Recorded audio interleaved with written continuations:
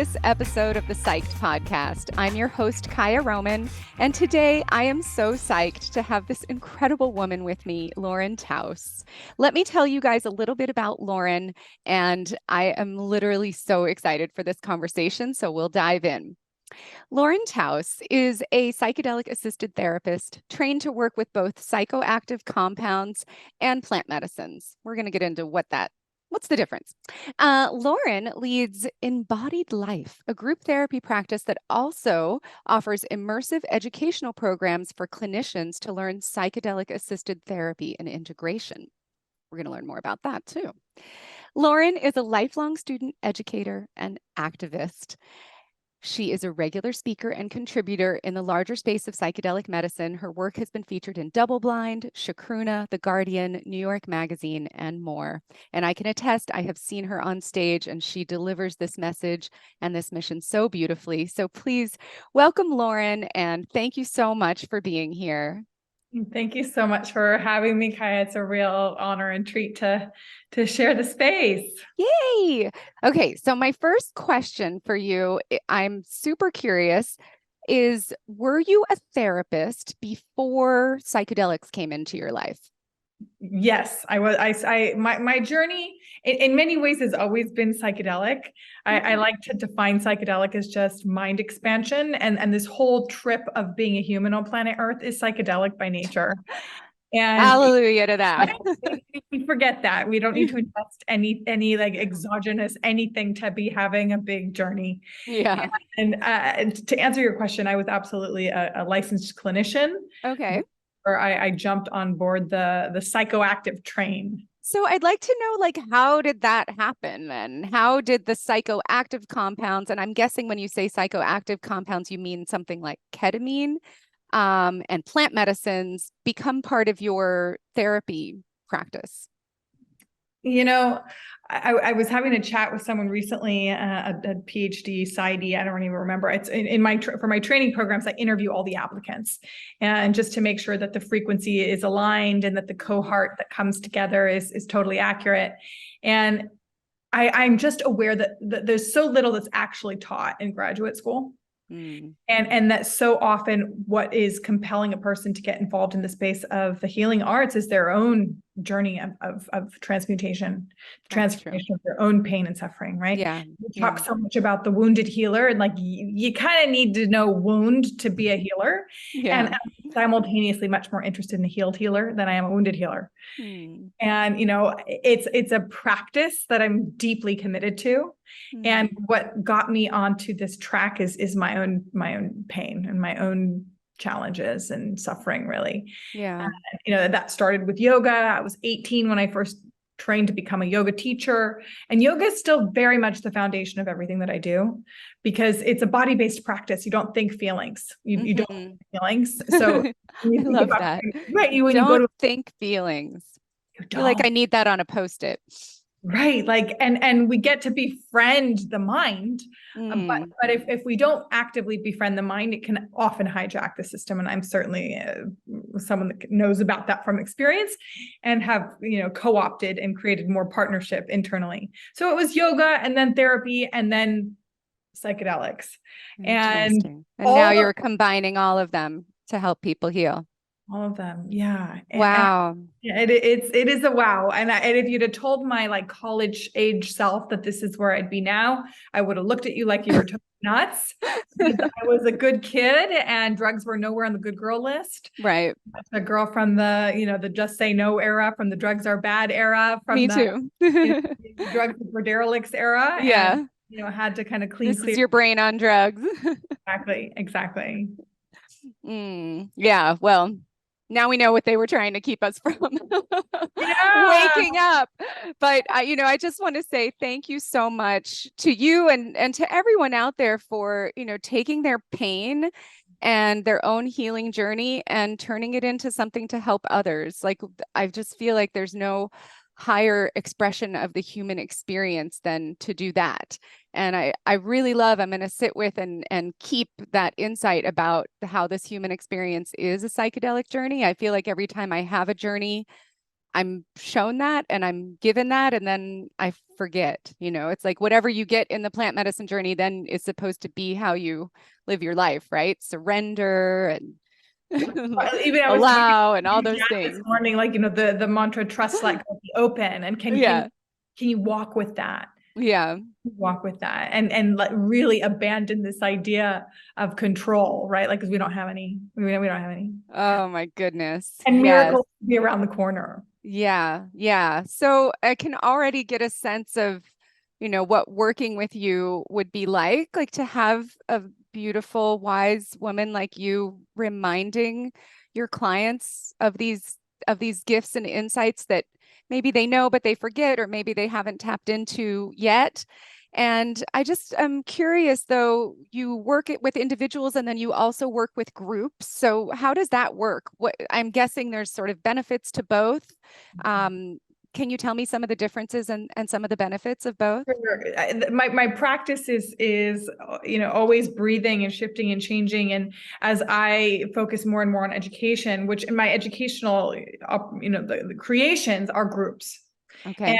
And they're the ask that I hold, and as I mentioned, I interview everybody before we get together. Yeah. Is let's be human. Let's drop the acronym. I don't want you here as MD, PhD, Mm. LMFT, LCSW, RN. I don't care. It's I a don't lot care. of acronyms. A lot of acronyms. Like, Okay. let's be human together. So your groups are when you're training the professionals and your one-on-one work is then with your I clients. also do quite a bit of family work. Oh, nice. And, I bow my head to life, and the birthplace of life is the family. Mm. And even if the family isn't actually there in a structured way, like we are mother fathered by the cosmos, and how do we work systemically, right? I think we are in a problem area right now where people are going to therapy in a way that's reifying cultural illness. Mm-hmm. Like me, and I'm going to go do this thing for myself. Yeah. I'm going to keep it over in the corner hidden just for me, right? I'm going to do all this work just for me. But Mm-hmm. if it doesn't hit the matrix that the individual is embedded in a way Mm-hmm. that's translating into like shift and shed in the right kind of ways that support aliveness, then it isn't working. So how do we do it in a way that does work? I mean, that's really my big question for you. I have had a lot of experiences with therapy. My dad is a therapist. And I want to just share, I promise you, I'm not going to ask for free therapy on this podcast, but I do want to share. I have been going through something super difficult, a breakup. I know it's like so lame, like there's a lot of difficult things to go through in life, but Literally one of the biggest pains that we it's experience. so like, I can't believe how painful this Yeah. is. And if Yeah. other people have heard, me interviewed like a year ago and they're like, another breakup? No, same breakup, still hurts. It hurts so much. So I was talking to my best friend yesterday, actually, about my stupid pain that won't go away. And she was like, maybe you should talk to a therapist. I think she's getting tired of me talking about the same thing over and over. And I'm like, okay, I have talked to therapists. I know I have daddy issues. I know that my dad left when I was 5. I know that I have chosen men who have then abandoned me.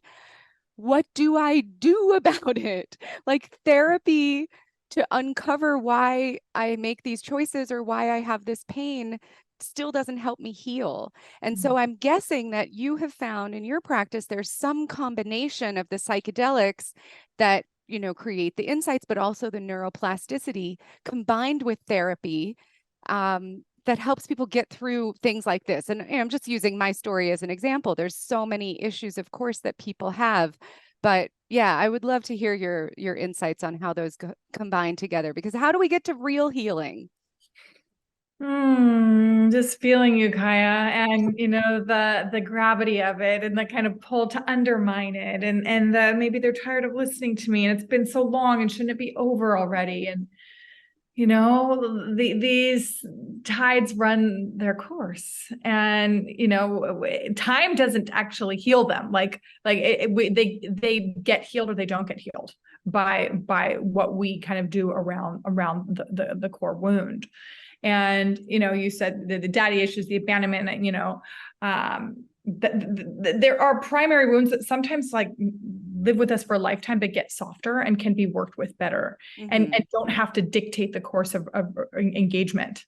Right. Yeah. And be sure that you don't abandon yourself, right? Like that you stay with you. No matter what, right? And that's the challenge, right? Because we make up certain ideas and then we go into reenactment, and it's all energy. Like we are consciously creating the whole time, right? Whether that's conscious or not, right? It is what we do.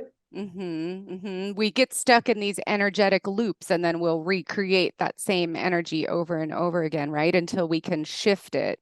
Yeah. And that's what I'm wondering, if how you found working with psychedelics can help people shift in a way that maybe they can't with therapy alone.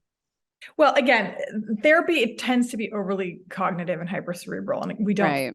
feelings. Like it's useful to have a roadmap and to get different perspectives and to learn certain tools, but life is a body-based experience. Life is an action sport. Life is not a cognitive exercise. People want to solve their problems at the proverbial blackboard, and they're going to stay there until they die. Yeah. You got to get on the field and get messy. And I have a prayer for mess. Like I want to be brave enough, courageous enough to be messy. And courage and bravery are entirely contingent on our capacity to be afraid.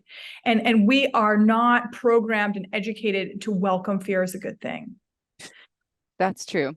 We're not. We run from it at all costs. I mean, that's the amygdala. That's the I must be safe. I've got to stay safe, right? Yeah. And I do think that there's aspects of it that are very primal and for physical security and safety. And then other aspects that could be better taught. And where we can develop a wider bandwidth and window of tolerance for appropriate risk. So, therapy and psychedelics don't do it. They don't do it. Like we humans do it. Yeah. And when I think about the individuals who I have had the privilege to support in ways of them really, really changing into their most authentic, baddest, raddest human selves, it's been the ones who've been, again, courageous enough to say the things that they've needed to say, to kind of activate boundaries, to be, really alive in relationship. Right. And it's Valentine's Day. We're talking about, heartbreak and all that. Yeah. When I think about therapy, like there's parts of it, and sorry if this is like really crass, but it's like masturbation and mental masturbation. Yeah. And going to the matrix, going to the system that holds a person is like lovemaking. Okay. Right. No, they're both good. I think we want to make love, and that involves other people. And, there's so often an unhealthy attachment relationship that gets formed with the provider. And I've been that person. I don't like it, right? I don't like it. I don't want to be the only person that knows XYZ thing. I don't want to be the person where my client feels like safe with. I do not want that. Now, if I get to be the opening for safety and love. But then take that experience to the world. Take that experience like out of my office and into your home and into your relationships. And I'm going to actively work with that. And I'm going to also invite as much as I can. I mentioned family work, primary caregivers, key relationships into the work so that I can support those people and knowing how to support their loved one. Right. Like, because oftentimes growth creates asymmetrical relationship and dissonance and breakdown. Right. Yeah. So how do I support the evolution of a relationship? And how do I do that? Does involve my toolkit, right? My toolkit includes psychotherapy. My toolkit includes like psychedelic medicine. Yeah. Okay. Wow. I bet you everyone listening is like, how do I get her as my therapist? But I want to talk about the psychoactive medicine piece since, That's our what we're going topic. for. So, I'm like obsessed with neuroplasticity. I wrote a book called The Joy Plan about the neuroscience of joy and how to harness neuroplasticity to change our neural pathways. I feel like it's my minute to minute practice, but sometimes I feel like I work with a psychedelic, say I have a ketamine treatment, or for 5 months I was microdosing psilocybin. I'm creating this extra neuroplastic state in my brain, but then I'm like still dealing with, let's say in my example, this freaking heartbreak. Then I feel like I'm reinforcing the neural pathways of the heartbreak and I'm like getting worse instead of better, but I'm not working with you. So what I want to know is, I'm guessing that to really harness that neuroplasticity that comes along with psychedelics, it's pretty important then in the integration process to be doing certain practices to form those neural pathways on purpose. So you don't just slip back into old patterns and strengthen those with the extra neuroplasticity. So can you speak to that a bit? We are what we practice, and we are all in devotion to something.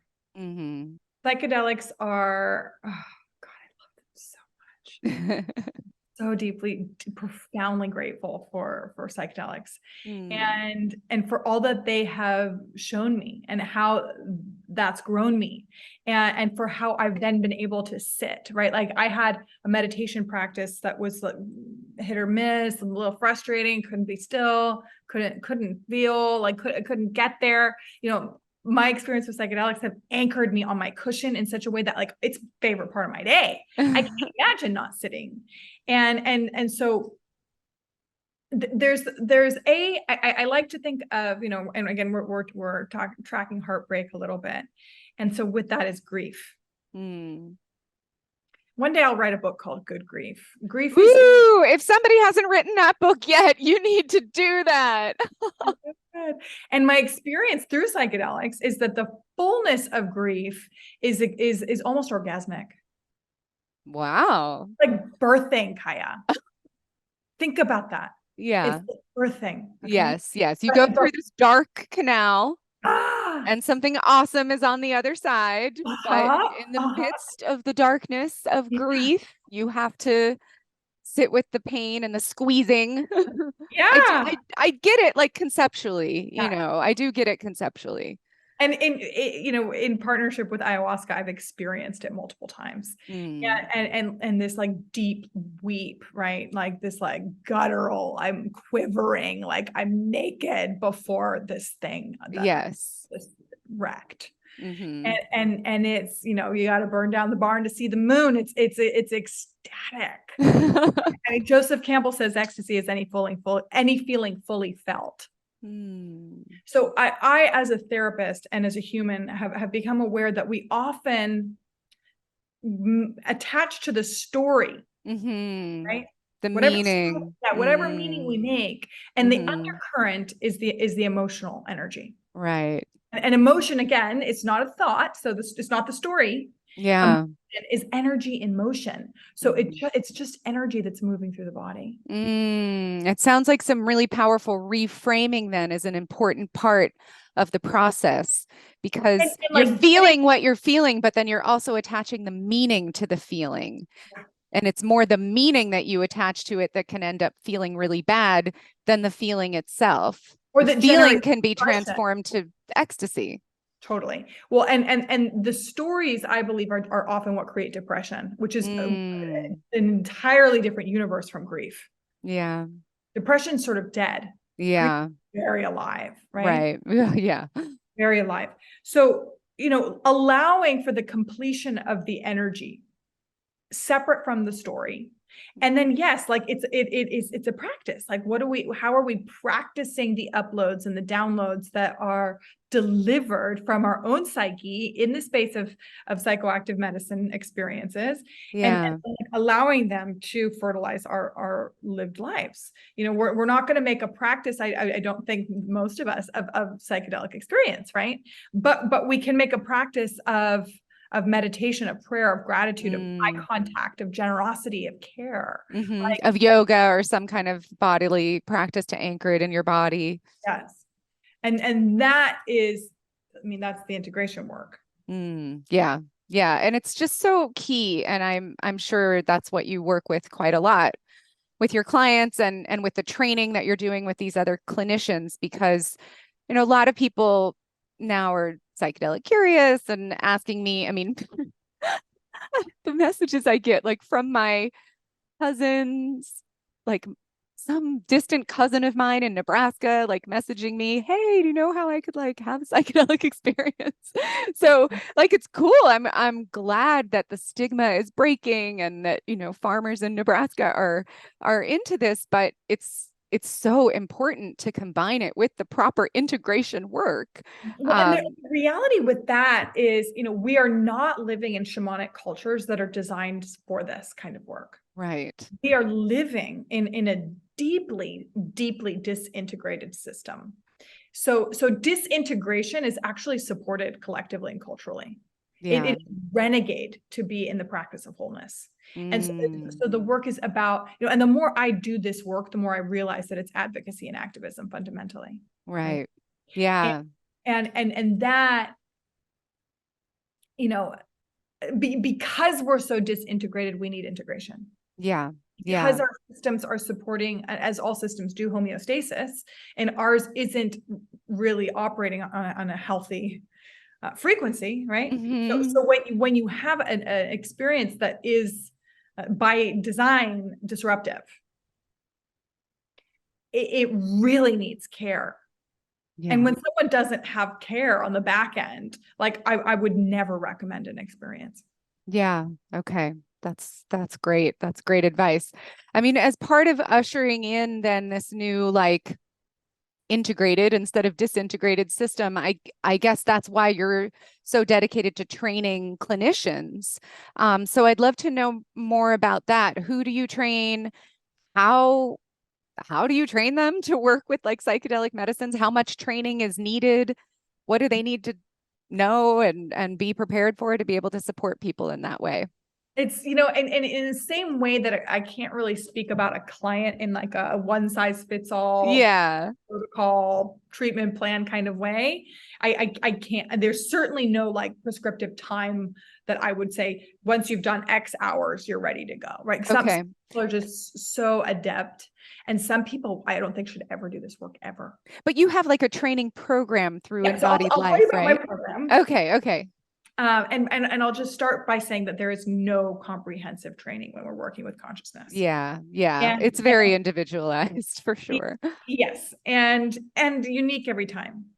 So there's so many different programs, which I'm excited about. I'm not excited about massive groups online to Okay. do this kind of work. This is very sacred work. And I believe that good facilitation requires like deep levels of personal experience. And this is not like diabetes medicine. So I like to really advise the both the physicians prescribing and the people going for this kind of treatment to be clear about that. Yeah. There's a lot of doctors that are prescribing that don't have experience at all. Yeah. And I have my opinions about that, right? Yeah, me too. And okay, so I love my training is open to clinical professionals, so people, doctors, therapists, psychologists, psychiatrists, nurses. Okay. It is a training for therapy Okay. and how to be with people in these states. Right. So And any clinician that finds themselves usually taking care of people and dealing with their emotional health, whether they're a trained therapist or not. they're all trained. They all have to be clinically licensed. Oh, okay. So even if somebody's a nurse, they have to be Nurse, clinically yes. licensed. No. The clinical license basically means anybody who in the Western kind of medical Healthcare. Okay. might be working with this medicine. Got it. Okay.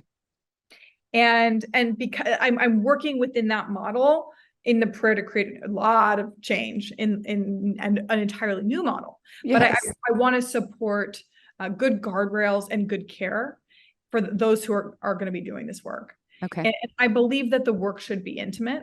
I believe that the work should be in community. Right. So I host my trainings on a beautiful property in Topanga called One Commune, and it is very communal. Mm. It is a stunning place, deep in nature, and I hold nature as teacher. I hold Mother Earth as, the great mother, and we are all in this planetary womb together. And let us be inspired and like in awe of her. Wow. And then let's go work, right? I hold the trainings as a ceremony, both the lectures and the experiential portions. We work with ketamine in my trainings. Each clinician participant has 2 experiences with the medicine. For many of the folks who come, it's their first experience. Yeah. First experience with that medicine. And I do teach to other plants and molecules in anticipation of a time with a larger kosher menu, if you will. Yes. And I really try to be somewhat agnostic about the thing. We will all have our preferences with different medicines and how they meet our ecosystem, psyches, consciousness, etc. But what are we doing with what presents? And how are we working with that content for the fertilization of like here now on Earth, right? Like not for some extraterrestrial 3D like universal thing, which might happen, but like how do we use that then in the cauldron that we're stewing together in training for the translation? And I also really, really believe, and I say this to everybody in the trainings, we're only ever as good as we are. Mm. And the deeper we go, so let's go. Right? Like, let's use this space and place for our own personal work, in a way that's appropriate, but that allows for us to become like even better stewards of consciousness and care, even more in love, right? Like the word love needs so much rehabilitation in the field, but like that is the medicine we're giving people. And so the trainings are, 5 days. They're very immersive. They're intimate. They're circular. I effort as much as I can to be out of domination and hierarchy models. I have a rotating staff. I bring in a lot of my own heroes to share on their subject matters, and the prayer that I hold as well for the trainings, which has come to fruition, is that the participants really stay in close contact with one another, that they support, beautiful. they collaborate and co-create. And it's really fun to see that happen, and to see people actually working in these relationships that were formed on the mountain. And the space of education is really what I'm most passionate about, because I believe that we all deserve good information. We don't all need psychedelics. We don't. Life is a big enough drug, and we're all on it. But I think it's for lots of people, for more people than are currently taking it, and yeah, the training is a really juicy, generative, nourishing space and place for a solid initiation in this work. Wow. I'm kind of wishing I had some kind of credential so I could come to one of those. Sounds amazing. Maybe you could let me like come wash the floor or something. But I'm sure for all of those who are listening, who are some type of clinician, they would love to know how they could get into one of those trainings. So can you tell us, how can people find out more about your work with Embodied Life? So it's embodiedlife.com. All the information is there. And let's spell it, because it's in I-N. It is in INBODIEDLIFE.com. Okay. And it's in relationship, it's in body, it's in conversation, in education, in retreat, in spirituality, in I just love the word in. Let's go in. Yes, me too. Oh man, I have like full body tingles hearing about what you've created. It sounds amazing. And how can people follow you, Lauren? How can they get on your waiting list? How can I get on your waiting list? And yeah, how can people follow along with your incredible work? I know, you're presenting at conferences. You're amazing to see on stage and hear you deliver your message. I feel like you're a real channel for this mission, and I'm sure people would love to follow along. So how can people follow you? Thank you so much for your kind words. Receiving. Thank you. Embodiedlife.com. I have a small group practice. I do have quite a waiting list for my my work, but there are amazing clinicians that I support and that support the work, and I would work with them myself.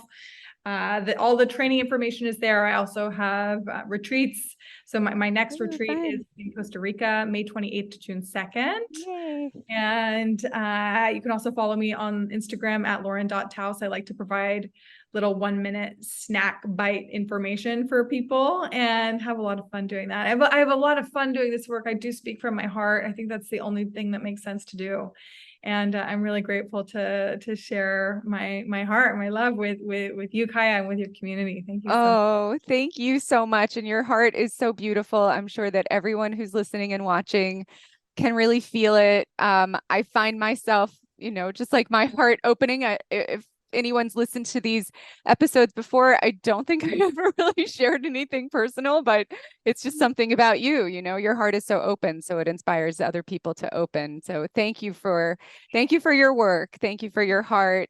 Thank you for sharing this time with me. And I look forward to following along and maybe getting to attend one of your retreats in the future. I'd love it. Thank you again. All right. Take care, Lauren. You too.